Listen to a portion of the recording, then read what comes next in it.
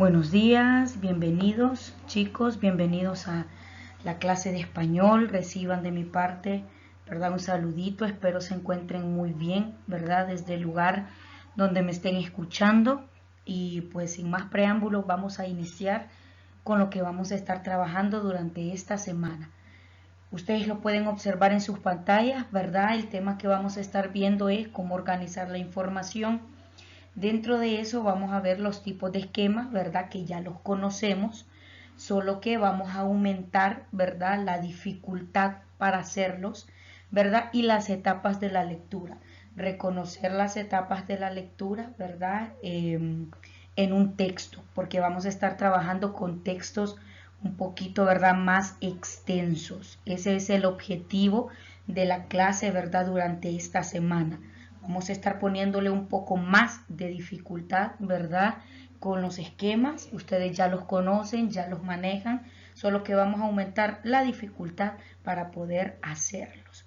Entonces, el objetivo, chicos, de esta clase, ¿verdad? Es que nosotros, aparte de aprender las herramientas, ¿verdad? Que ya las sabemos, ya las conocemos, ¿verdad? También vamos a aprender a organizar la información de manera coherente y adecuada, ¿verdad? Como lo dije anteriormente, en textos más grandes, ¿verdad? Entonces, para ello, para nosotros poder organizar bien la información, ustedes recuerdan las etapas de la lectura. Yo sé que si las recuerdan, ¿verdad? Y existen 3 etapas de la lectura, ¿verdad? La primera etapa es la lectura analítica y como su nombre lo dice, ¿verdad? Es la parte donde nosotros analizamos qué tipo de texto es, quién es el autor, de qué fuente bibliográfica, ¿verdad? Extrajo toda la información, cuál es el tema que trata el texto, ¿verdad? Cuál es la opinión, en este caso suya, ¿verdad? Acerca de ese tema. Entonces, la primera etapa es una lectura analítica, donde nosotros, ¿verdad? Analizamos y descomponemos todo el texto, ¿verdad? Y lo debemos hacer de manera lenta y cuidadosa, ¿verdad? Para poder profundizar y darnos cuenta cuál es la intención del autor, qué es lo que nos quiere transmitir a través de ese texto. Entonces, en esta semana nosotros vamos a estar trabajando en lecturas, ¿verdad? Para analizarlas, descomponerlas y sacar cuál es la intención del autor, ¿verdad? Por eso hablaba que le vamos a poner un poco más de dificultad. Ahora bien, segunda etapa. La segunda etapa es la lectura interpretativa. Y como su nombre lo dice, ¿verdad? Vamos a interpretar el texto. ¿Cuáles son las ideas principales? ¿En qué nivel de lenguaje está escrito ese texto, verdad? ¿Cuáles son las oraciones o los párrafos que más llaman mi atención y por qué? Entonces, esta etapa, ¿verdad? Interpretativa consiste en explicar, ¿verdad? El significado del texto. En esta etapa el lector, ¿verdad? Nos muestra sus conocimientos, ¿verdad? Y aquí es donde usted analiza o interpreta si está en la capacidad de poder decir, seguramente va a pasar esto, o, ¿verdad? De poder anticiparse, ¿verdad? Para hacer suposiciones sobre lo que el autor nos quiere dar a entender en su texto, ¿verdad? Ustedes lo van a ir viendo cuando veamos el trabajo que vamos a estar haciendo. Ahora bien, la tercera etapa es la lectura evaluativa. En esta etapa, ¿verdad? Nosotros evaluamos cuál es el interés del autor al escribir el texto, ¿verdad? Si reflejó hechos reales o imaginarios, y también analizamos qué importancia tiene este tema en mi formación cultural. Entonces, por eso se le llama la etapa evaluativa, porque consiste en valorar, en apreciar la importancia del tema, ¿verdad? También se le conoce con el nombre de lectura crítica. ¿Por qué? Porque nos permite descubrir cuáles son las ideas, ¿verdad?, más relevantes que el autor nos quiere presentar en su escrito.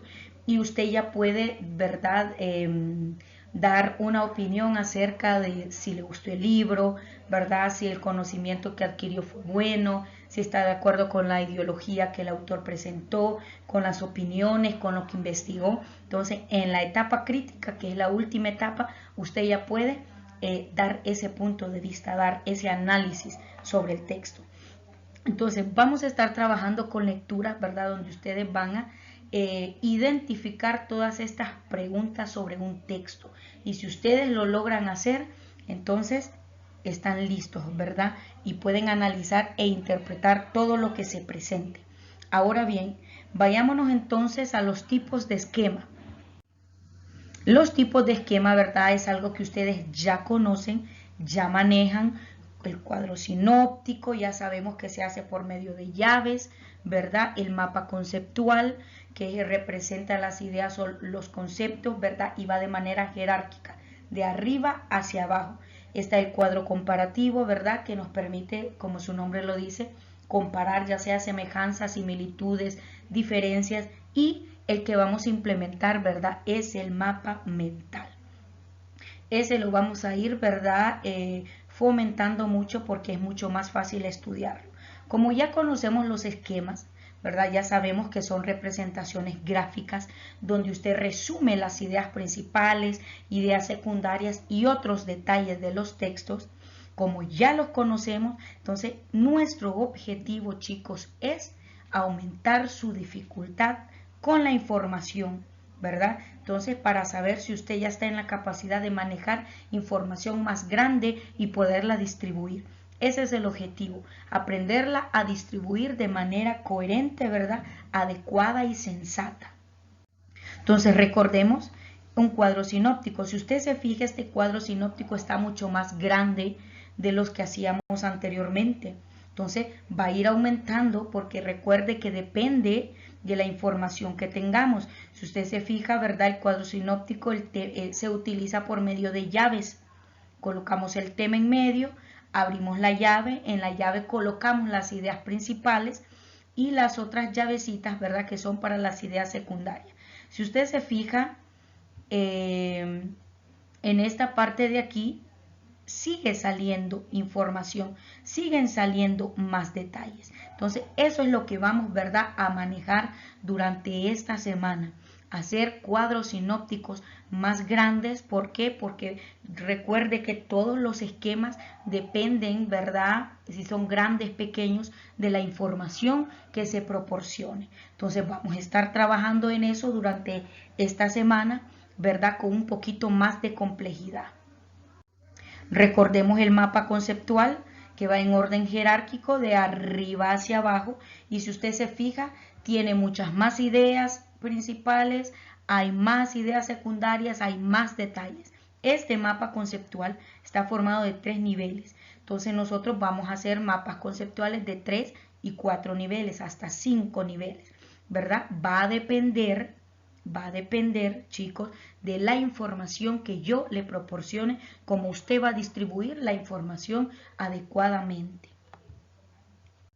Luego, el cuadro comparativo, si usted se fija también, es de 3 niveles, es más grande, hay más información y se le pide, ¿verdad?, más conceptos o ideas que usted tiene que comparar o hacer semejanzas.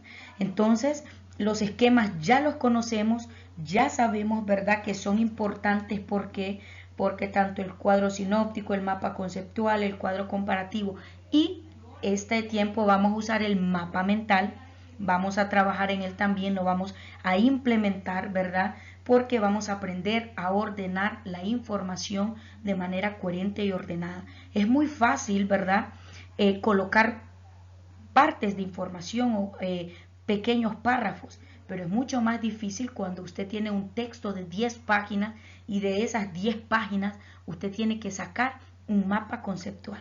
Entonces, eso es lo que vamos a aprender a hacer durante esta semana. Entonces, nos vamos a ver en nuestras clases en vivo. Chicos, cualquier duda o pregunta, ya saben que estoy a su disposición.